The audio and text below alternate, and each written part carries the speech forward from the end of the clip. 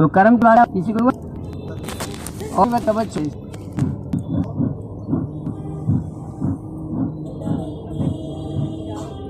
हाँ रटना पड़ेगा।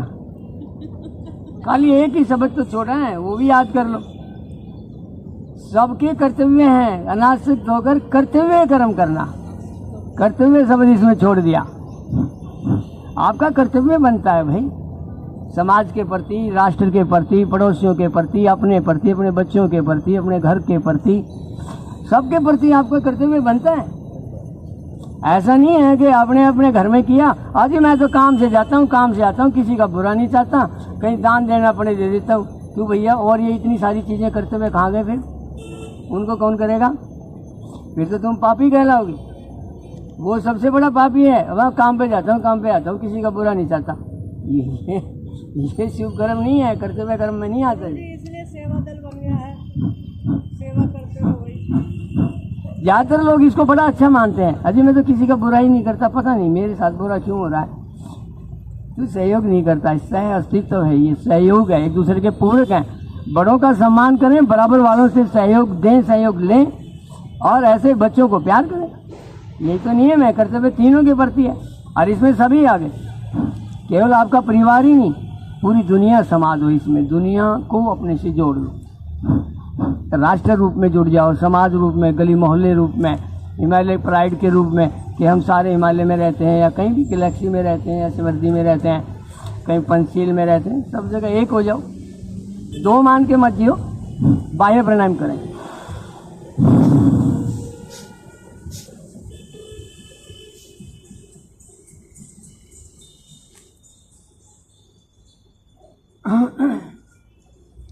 मुझे सबसे कम बहुत जोर लगाकर पसीना आता है, लेकिन अब सर्दियों में मैं बड़ा पसीना लेने का प्रयास करता हूँ, आता ही नहीं, बहुत जोर लगाता हूँ। और अब ये धीरे धीरे शरीर में कुछ विकृतियाँ दूर हो रही हैं, अब पसीना बढ़िया आ रहा है।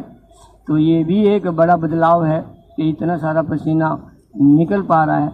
अर्थात आपके शरीर में जितने मैल हैं वो सारे बाहर निकल जाने चाहिए। सबसे मुश्किल मैल है राग द्वेष मोह का, जो मन पे जम जाता है, वो नहीं निकल पाता, वो बड़ा मुश्किल होता है। तो आप उसका भी यहाँ प्रयास किया जाता है। चलो भाई, उसको भी धोते हैं। ये भजन आदि सुनाकर एक से एक बढ़िया भजन आपको सुनने को मिल रहे हैं ना। ऐसे भजन जो भूले बिसरे, जो आपने छोड़ दिए थे, दोबारा उस दुनिया में लेके जाया जा रहा है। ऐसे ही अगली साल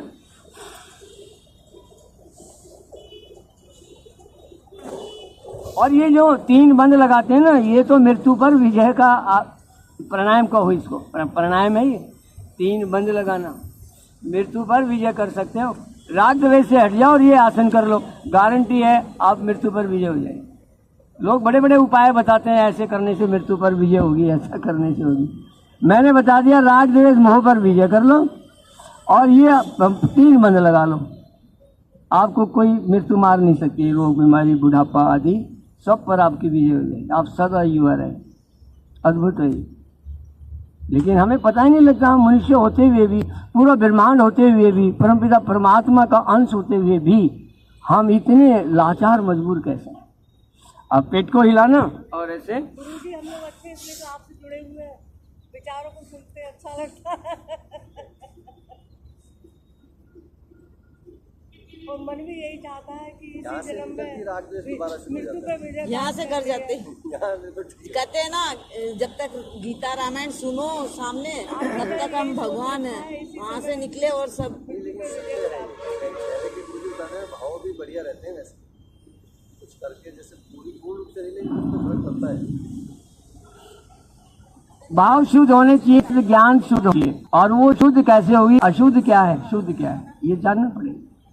और ये गुरु शरण में होता है। इसलिए मैं कहता हूँ प्रश्न पूछो, तुम्हारा निवारण होगा। यहाँ ऐसी कक्षा में हो, तुम्हारे सारे प्रश्नों का निवारण यहाँ जरूर होगा। ऐसे अनुलोम विलोम करो।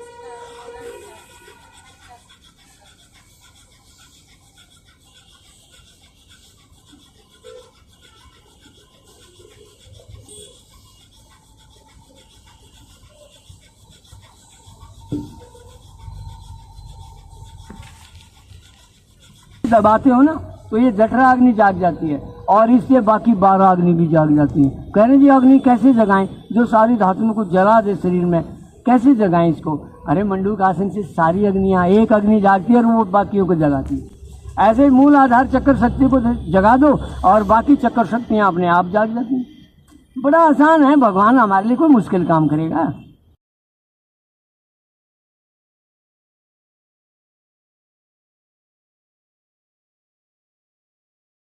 वो नहीं होना चाहिए, उसके 6 पैक होने चाहिए थे मेरे हिसाब से, क्योंकि वो पूरा इसमें कर्तव्य कर्म में नहीं आए हुए, कहीं ना कहीं उन्होंने कर्तव्य कर्म में भूल किया है।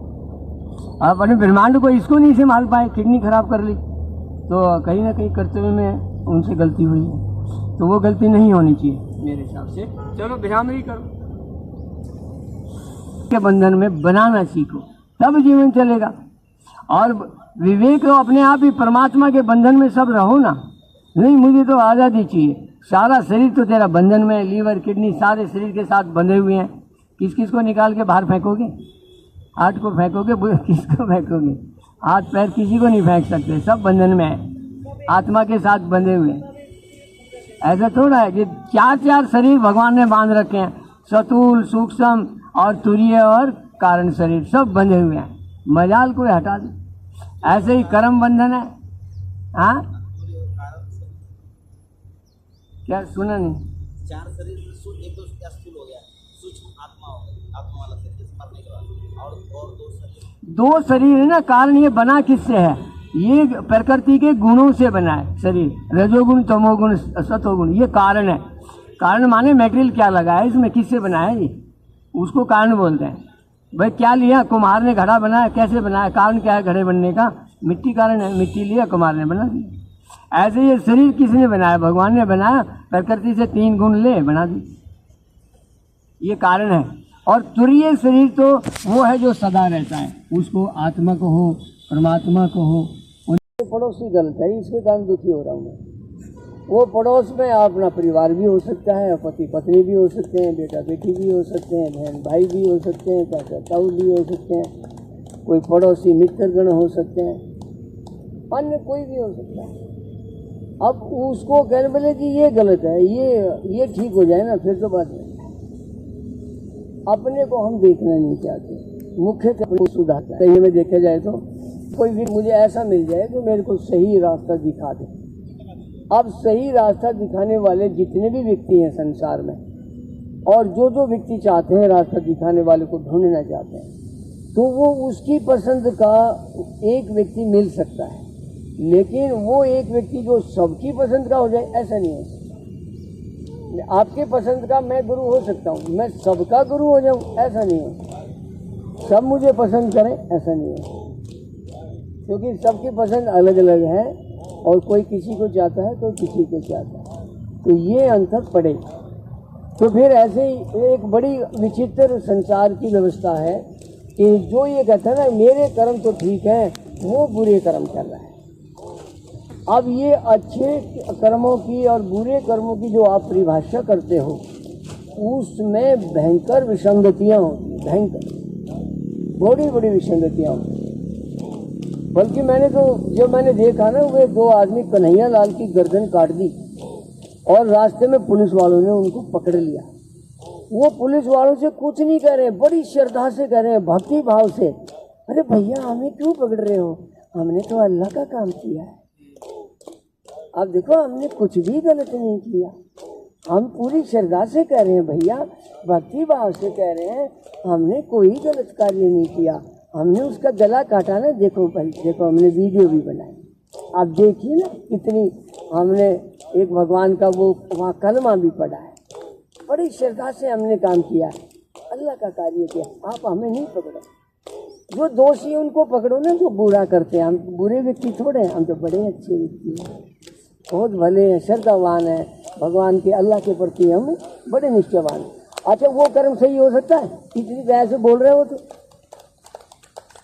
अब यही संसार का एक आम साधारण व्यक्ति है, हर व्यक्ति कहता है मैं अच्छा कर्म कर रहा हूँ, कर्म की परिभाषा कोई नहीं करना चाहता। वास्तव में कर्म क्या होता है इसकी परिभाषा अपने अपने ढंग से, चाहे वो कन्हैया लाल के हत्यारे हों, चाहे आप एक साधारण परिवार हो जो बड़ी मेहनत से कमा खा रहा है, वो भी कहता जी मैं तो कोई गलती नहीं कर रहा, सुबह निकल जाता हूँ अपने काम पे, किसी का बुरा नहीं चाहता, रास्ते में भिखारी मिलता है मैं उसको 2 पैसे भी देता हूँ, कोई पड़ोसी आता है थोड़ी बहुत सहायता जैसी मेरी औकात में सहायता भी करता हूँ, जैसा दान पुण्य दे सकता हूँ, और हमेशा ठीक ठीक खाना खाता हूँ, किसी का बुरा नहीं सोचता।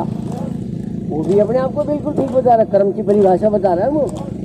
एक वो हत्यारे ने बताई और एक साधारण व्यक्ति ने बताई, दोनों महाचोर हैं,